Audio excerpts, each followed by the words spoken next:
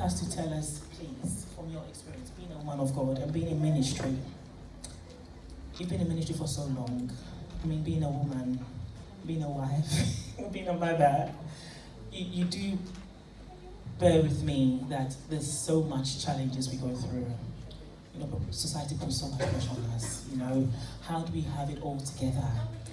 You know, I know there was a hashtag for this year's 2019 the Women's International Day. Sorry? No, go ahead. It was balance for life. So how do you keep that balance? How do we have that balance on every side and yet still be able to fulfill your God-given purpose? God bless you. Praise the Lord. Praise the Lord. Beautiful people of God, it's really lovely to be here. I'm so blessed already. Okay. There is no, if I was to say, give a textbook answer, I would just say, oh, by God's grace. But that might not help us. Yes, we all know it's by God's grace, but we're in the reality of how do we make these things work. So in my earlier years as a wife, I set the bar so high for myself, such that I woke up constantly thinking I was a failure. The standards I set for it was like I needed to be at the finishing line even before I crossed the start line. So I raised the bar too high. But the more I learned to trust in God for the day to day, the Bible says sufficient is the troubles of the day, for that day. Sometimes we say society puts pressure on us, but sometimes we put the pressure on ourselves. We have to learn to trust God for every single step. So I might be thinking I want to become a medical doctor. If all I am looking at is myself with a stethoscope and working in King's College Hospital, I might neglect the initial baby steps that I need to take. I might find myself jumping in too quickly and then feeling stressed and overwhelmed by finding myself too weighing over my head. So I have to take the baby steps. The baby steps, the pitfalls, the hurdles, and the challenges on the way actually make me tougher to be able to deal with what is ahead.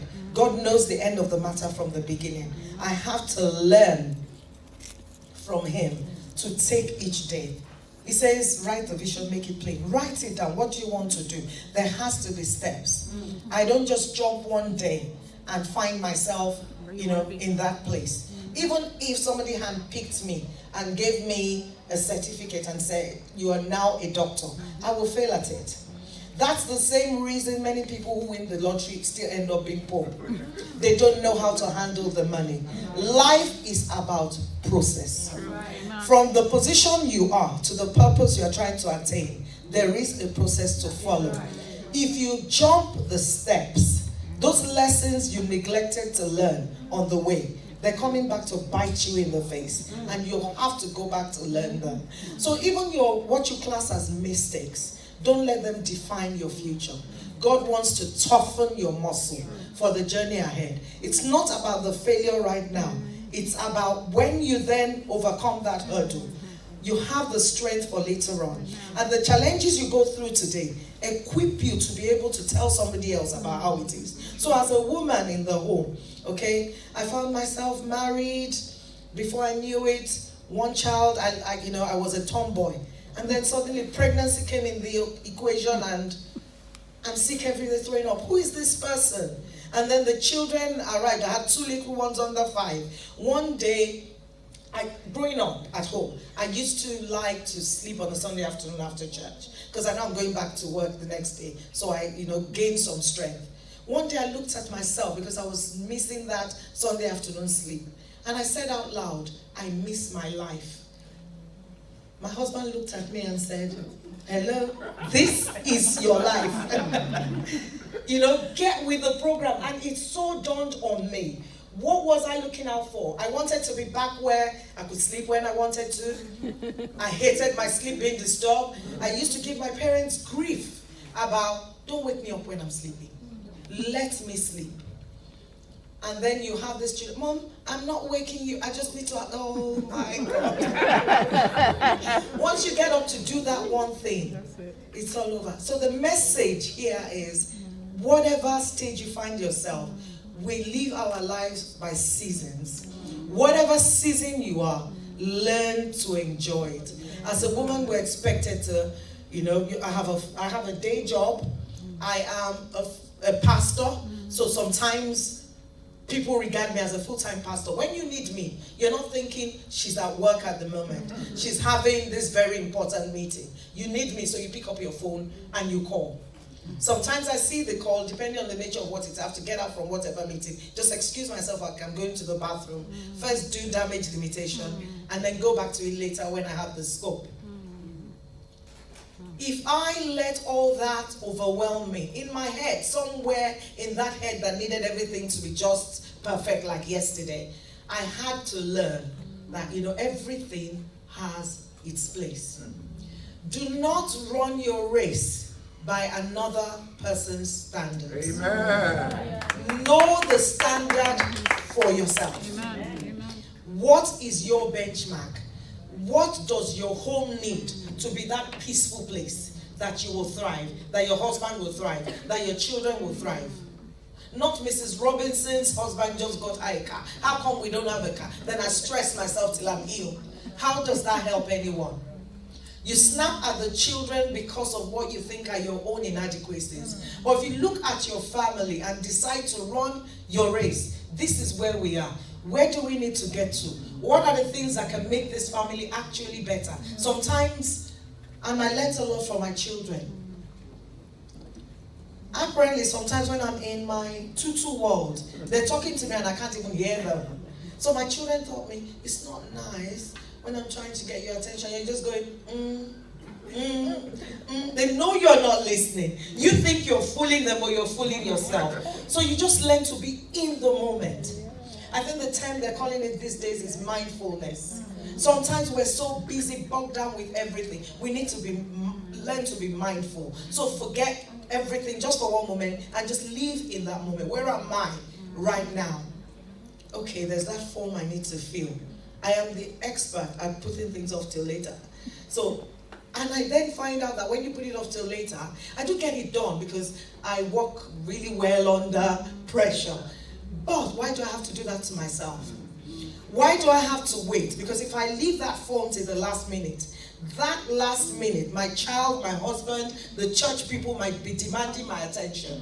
Why don't I attend to that form in a timely manner and then free my time? Even if it's sleep. Sleep is helpful. Rather than put myself through that stress and think I'm some superwoman, I got it done in 5 minutes. No, Tutu. Learn to do things in their own time. Know your season for everything and do it. I hope I've been able to answer a bit. God bless you. God bless you. And at this point, I'd like to ask if anybody's got any questions. Anything you would like to find out about being a woman, the woman as a wife? Any questions? Anybody? Woman of God, I'd like to know. How do you strike the balance? Is there anything like a perfect wife? How do you... You know women, we want it all. We want to be perfect at everything. How do we get that perfection? We strive so, we go all out. You know, how do we get that perfection and to be able also to be able to fulfill our God-given purpose? Thank you. You know that phrase where it says, jack of all trade, master of none. You have to learn to be good at one thing. If you're good at one thing, you might actually be better at another. So if I'm a good wife, it might make me a better mother. But if I'm striving to be a good mother, fantastic at work, good, absolutely perfect at everything I do, I might run myself to the ground. Is that the standard that God is expecting of me? He gives me a simple strategy. He says to me, anything your hand finds to do, do it with all your heart. So I might not be perfect at it yet, but I should be able to search my conscience and know that I've given it my all. I work for an organization. While I'm there, am I doing the work as if Jesus was there during my appraisal? Amen. That's all I need. That's all I need. If that is what is driving me, then I won't be under pressure. Every single task, I just know I've given it my best. And before you know it, you're hitting that perfection. But if the target is, I want to be perfect, I want to be perfect, I want to be perfect, you might not even be getting anything done because the motive is wrong. It's about doing it to the best of your ability. Your ability 2 years ago might be like that. But 2 years ago, you were doing it to the best of your ability. As you work at that, the English people will say, practice makes perfect. Your ability gets stretched. Your ability gets stretched. You get better at what you do. And they say when we repeat actions, we get, better at doing them. So the more you do it, the better you get. Rather than striving for perfection, just strive to do it well, to the best of your ability. Amen. In that moment. Amen. So as a wife, am I a perfect wife? We'll have to ask him that question. That question in the audience. Amen. Amen. Mommy, God bless you. Amen. My question is, in this day and age, we all want to find the perfect man. I'm already married, so I think I've got the perfect man already. But those that are coming up, they want to find the perfect man. He's got to be tall, handsome, have the job, the car, the house. I mean, as a woman, if I knew what I need today, I don't want to struggle. I don't want, and a lot of our young women coming up, that's what they're looking for. So how do they find a good man that is suitable for them, that can meet all their needs in this millennium season that we're in? Okay, should I sit here and look perfect with nothing out of place, or should I level it? Should I make it? Okay. There was a time in the early stages, especially when we relocated to the UK, where my watchword was almost like, look, if this isn't working, I'm prepared to be divorced. Divorced women are not criminals. They just are not married to who they were married to anymore. But I learned, if I had thought, oh, this man, in my view, in my very short-sighted view at that time, is not perfect. If I had left him, what I am enjoying today, I would have missed it.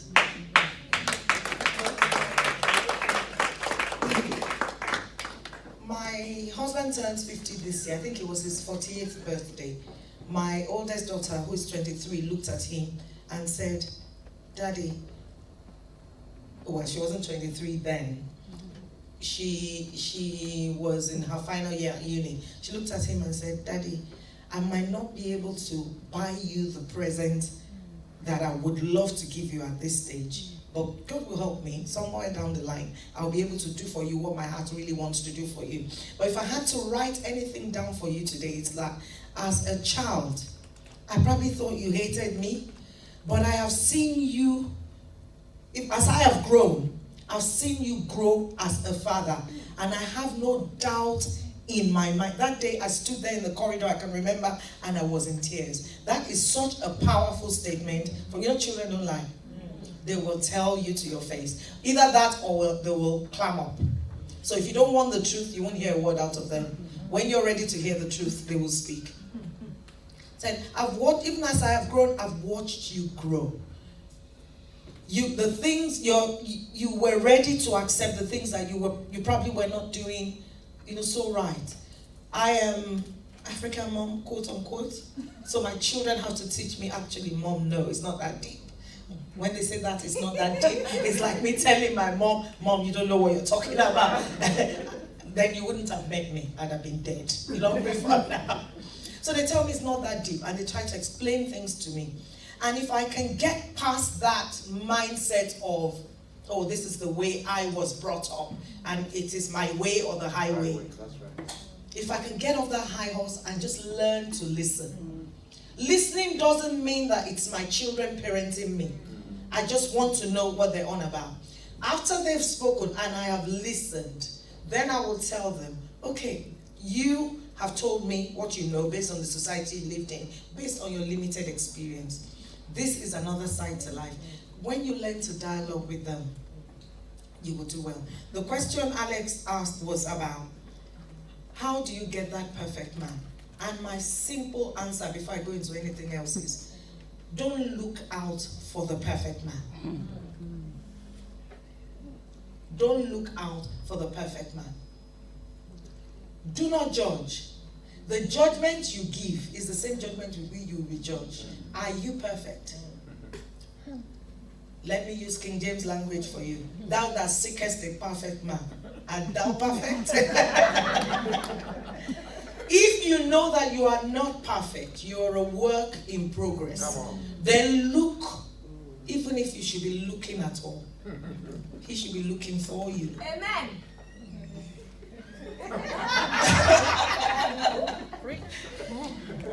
So if you were looking, say during praise and worship, you had one eye open and the other closed. If you were looking at all, look for a man that has a heart for God. Amen. The worst thing you can do for yourself as a young girl or as a woman is to go after things. Don't go after things. Look for a man with a vision. Because the vision will speak.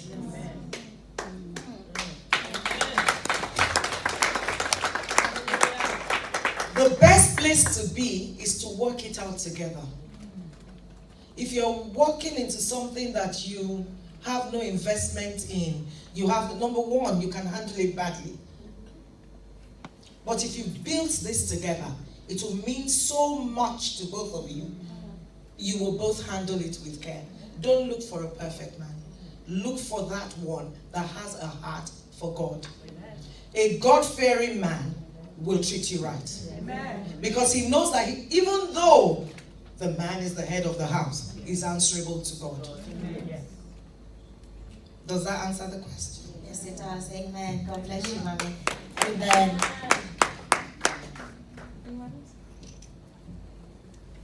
Good afternoon. This is a question for everyone on the panel because I need as many answers as possible. How do you decide when to put your needs before your husband's?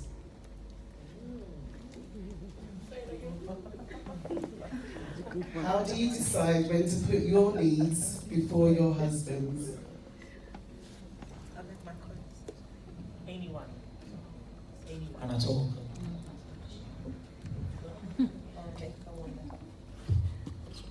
Praise the Lord. Hallelujah. Thank you for that question. I would say, if someone is your husband, you know your husband, you know the good time, the time when you talk to him, he listens. There are times when there is time, particular time you have to say what you have to say to him. So to me, if there is time appropriate for what, it depends what you are going to ask him. So if the time is not right, you know that the time, for instance, my husband, I wanted this for my child, this, that. If his mind is on business, and at that moment you brought out that question, it's a wrong time. You know his weak points. If I mean his weak point, come on, women, we know. You can make your husband how you wanted him to be. It's up to you. So there is a particular time where the two of you, it doesn't matter whether you are in the house or you are out, at that appropriate time. I think if you really know your husband, you should know that this is the time I have to put that question.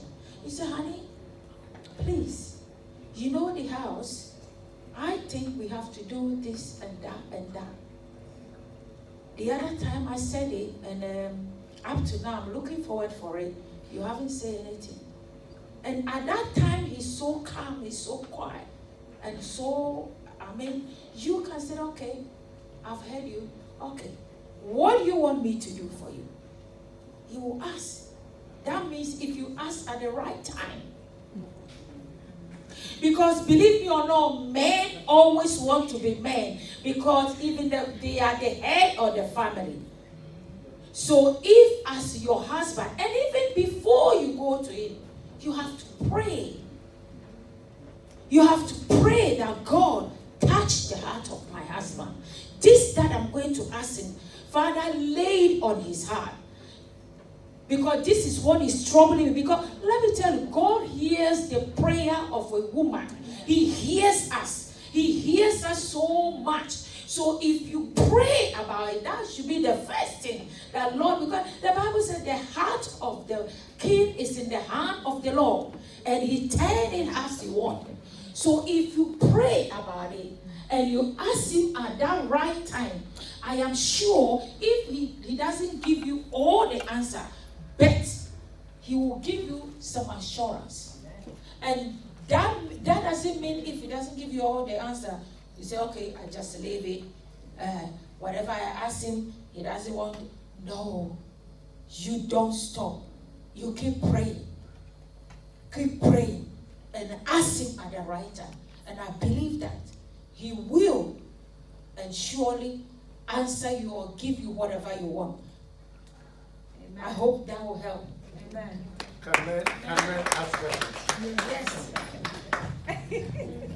The lady said she wanted all the panel to speak, so if you let the panel speak first, please. Okay. So the question was, when do you put your needs before your husband? When is the right time to put your needs before your husband? Decide when to, yeah. When do you decide? Right. Personally, I think every marriage is different. The dynamics are different in every home, in every marriage. I can only speak for myself and how my marriage works. In my case, my husband is my best friend. The day I knew that, I really didn't have anybody apart from him was when a movie came out, I think it was last year or so, called Girls Trip. And I had to go and watch it with him. When all over the world, women were going with their girlfriends.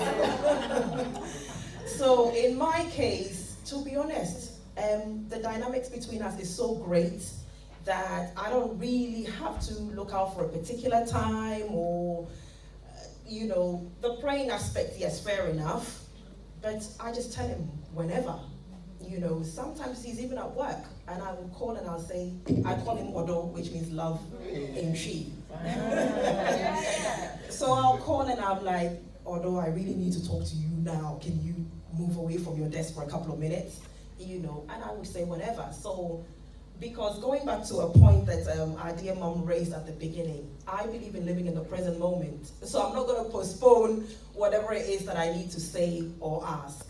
So I think for me, it depends on the dynamics in the marriage. There are some marriages that I have seen, and I'm an open book, I share, in my own parents' marriage, it was a case of my mom having to tread on eggshells.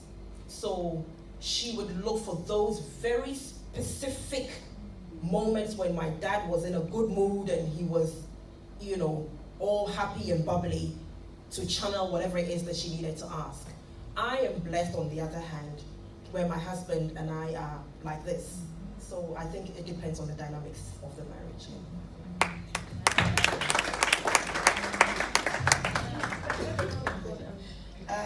Before I attempt to answer the question, I just need some clarity because the question can be interpreted in two ways. Is it how do you prioritize your needs above your husband, or when do you present your needs to your husband? Prioritizing. Prioritizing. Yeah. So that's another angle to it. If I said never, would that sound too harsh? The Bible is unequivocal. It says the husband is the head. We pray for a head that has, that we have his ear, that when we speak, he listens.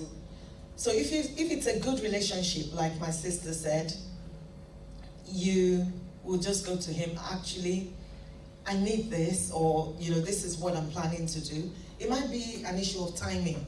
Oh, I need to go somewhere to do this, and he wants to go somewhere at the same time. But then there's the children in the middle who gives up their own trip or their own.